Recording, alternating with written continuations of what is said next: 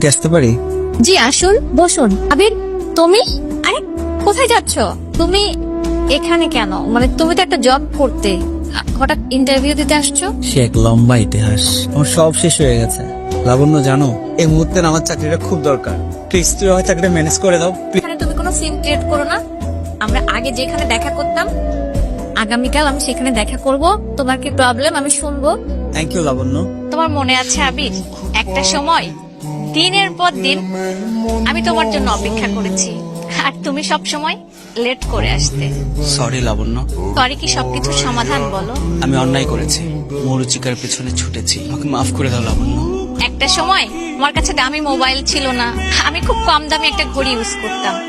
তার জন্য তো তোমার বন্ধু আমাকে অপমান করলো। সেই দিনগুলো আমি আজও ভুলিনি আবির। আজকে দেখো, বাজারের সব থেকে দামি মোবাইল, দামি ঘড়ি। এখন আমি ব্র্যান্ড ছাড়া ড্রেস পরি না আবির। তোমার ওই পুরনো চাকরিটা চলে গেল কেন? একটা খারাপ মেয়ের পাল্লায় পড়ে আমি আমার চাকরিটা হারিয়েছি। শুধু চাকরি না, আমি আমার সব হারিয়েছি। সর্বশান্ত হয়ে গেছে, নিঃস্ব হয়ে গেছি। মা খুব অসুস্থ, মায়ের ক্লোন ক্যান্সার। আন্টির অবস্থার কথা শুনে আমার খুব খারাপ লাগলো আবির। কিন্তু আমার কোনো চাকরি নেই, পকেটে কোনো টাকাও নেই। কিভাবে মায়ের চিকিৎসা করব? লাবণ্য, চাকরিটা আমার খুব দরকার। চাকরিটা আমার খুব দরকার। সমস্যা নেই, তোমার চাকরির দরকার, তুমি চাকরিটা পেয়ে যাবে আবির। আমরা আবার নতুন করে জীবনটা শুরু করব, কেমন? তোমার কোথাও ভুল হচ্ছে আবির।